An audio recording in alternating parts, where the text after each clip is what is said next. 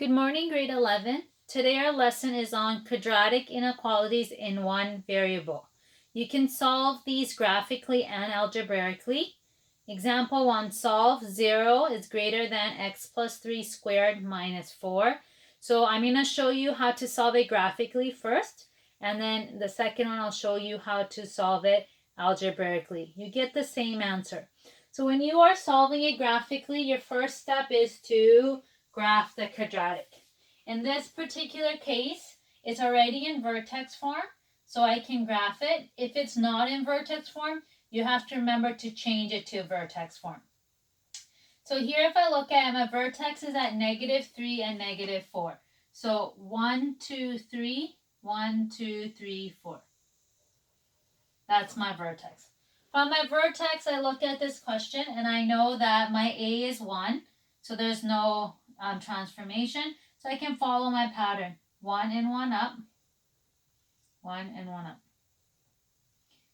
1, 2, and 4. 1, 2, 3, 4.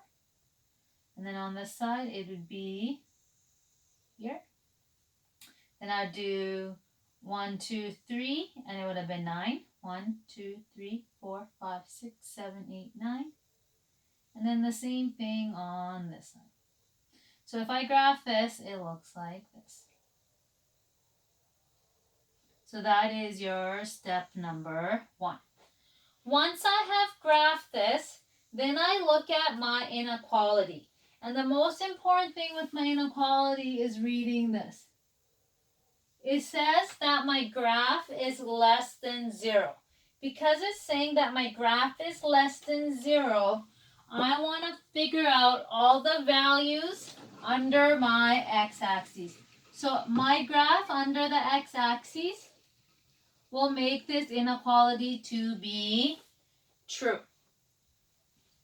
I will summarize this for you in 1 second. So step 2, because the inequality is less than 0, I'm looking at the portion of the graph below the x-axis. Okay, so to come up my solution, I look at my two x-intercept, which are at -5 and -1. So I'm saying that any numbers or anything you pick, if you pick x in between -5 and -1, your inequality will come out to be true. If you choose any other x values that are greater than -1 or less than -5, then your inequality would come out to be false. So this is how you would solve it graphically. Now I'm going to do the same question algebraically. So a second way I can solve this same question is algebraically. So my first step is to solve the quadratic. So I have 0 is greater than x plus 3 squared minus 4. I add 4, I add 4.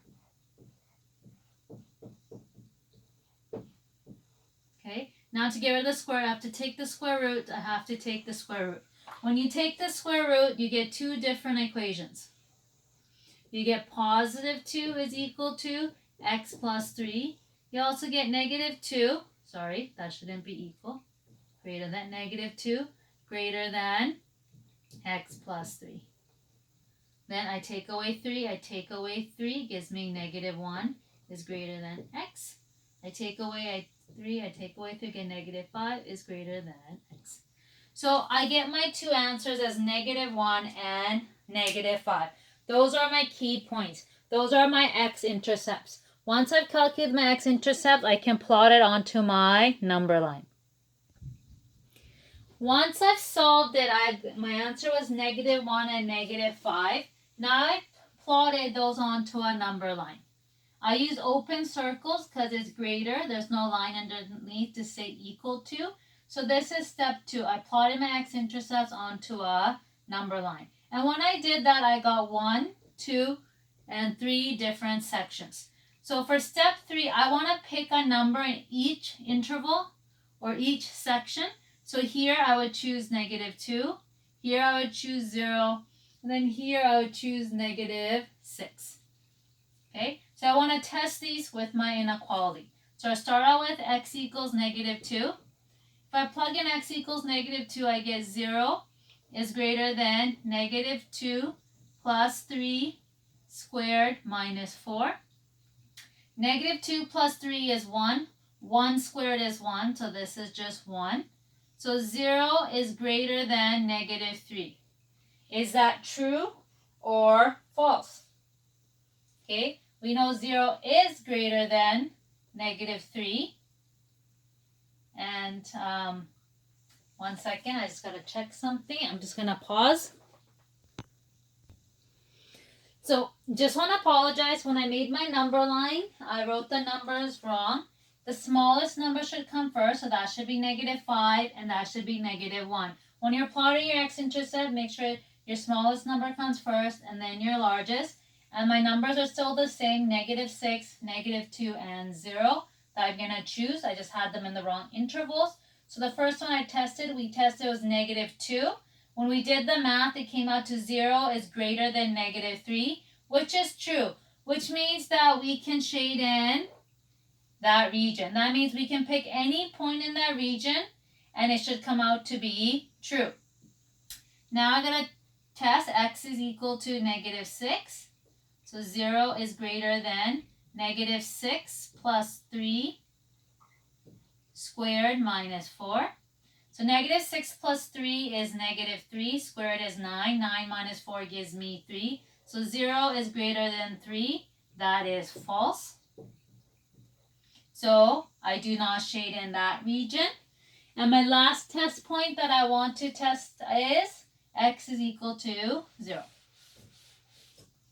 So if I put in 0 here, I get 0 is greater than 0 plus 3 squared minus 4. 3 squared is 9. 9 minus 4 gives me 5. Is 0 greater than 5? That's false. And therefore, I don't shade in anything here. So the only portion I've shaded in is the middle. And to write my answer as an inequality, I'd write x has to be greater than negative 5, but less than negative 1. Meaning I can pick any numbers between these two, and my inequality will come out to be true. Any other numbers I choose will make my inequality false. Okay, example 2. This is the last example I'm going to do with you. I'm going to do it graphically and algebraically. So my first step is to graph. But when I look at this graph, my quadratic is in a standard form, so I need to change it to vertex form. So I put brackets around my first two terms. There's no a, so I took half of 2, which is 1, and I squared it, so I added 1 and minus 1. Then I factor the first 3 terms, which gave me x minus 1. And then I was left with negative 1 and negative 3, which gave me negative 4. Now my graph is in vertex form, and I can graph it. So if I look at this graph, my vertex is at positive 1 and negative 4. 1, 2, 3, 4. And I follow my pattern. 1 and 1. 1 and 1. 2 and 4. So 2 and 4. And then, sorry, this one is off.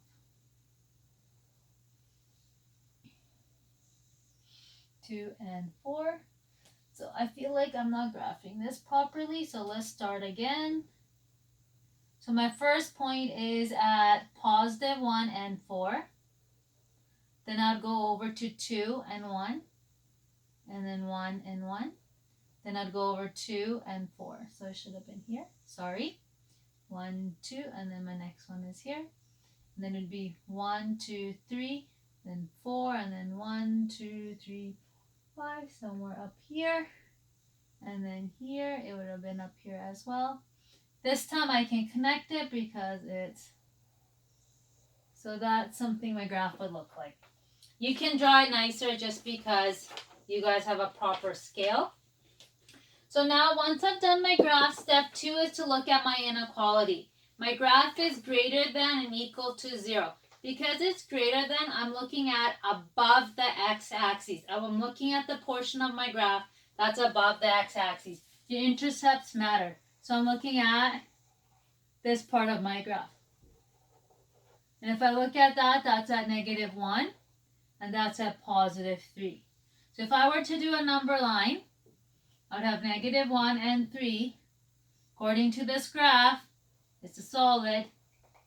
I would have arrows going that way and arrows going that way.